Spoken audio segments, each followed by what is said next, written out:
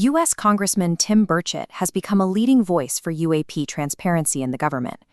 Recently, he was asked why more high-level whistleblowers hasn't come forward to testify.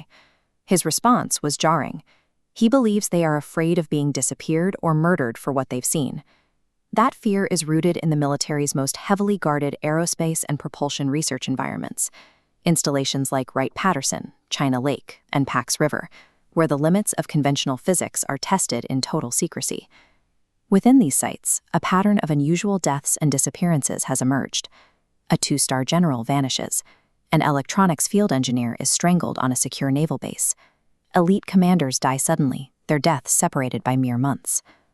Under normal circumstances, these incidents are handled by local sheriffs, state police, the FBI, or NCIS. Each agency maintains its own jurisdiction, its own files, and its own closed boundaries. This jurisdictional compartmentalization acts as a blinder. By treating each event as a local tragedy, the military effectively prevents any single investigative body from recognizing a systematic crisis across the entire organization. We begin at Wright-Patterson Air Force Base. For decades, it has functioned as the central hub for sensitive aerospace development and the study of materials allegedly recovered from crash sites. Maintaining a reverse engineering program requires a specific operational pipeline: materials, detection, operations, and command.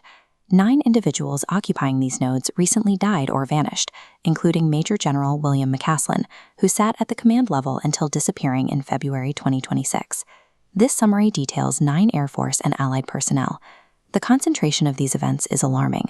7 of these 9 incidents occurred within a compressed 8-month window between 2025 and early 2026. If the Air Force is experiencing a structural pattern of loss within its propulsion pipeline, then the Navy, which is developing the same breakthrough technologies, should theoretically have its own hidden casualty list.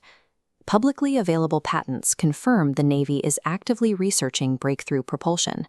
These PICE patents describe theoretical craft utilizing compact fusion energy to mimic UAP flight characteristics, technologies the Navy's Chief Technology Officer describes as operable. At China Lake, we find a massive anomaly at the command level. This table shows 4 successive commanding officers who died within a 33-month window. 3 of these 4 elite pilots died from cancer within 22 months of one another. To understand if these illnesses are an occupational hazard of exotic research, we turn to the work of Dr. Gary Nolan. A tenured professor at Stanford, Nolan was tapped by the CIA to analyze military and aerospace personnel who reported being sickened by close proximity to UAPs. These MRI scans document the physical cost of that exposure. Nolan found a recurring anomaly called white matter disease, essentially dead tissue and scarring where the immune system has attacked the brain following exposure to exotic electromagnetic fields.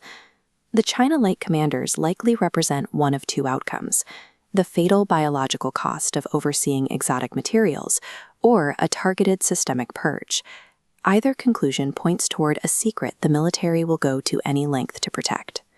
The final data points come from Pax River, where the unresolved murder of electronics engineer Vincent Paul Cacciola has sat for 40 years.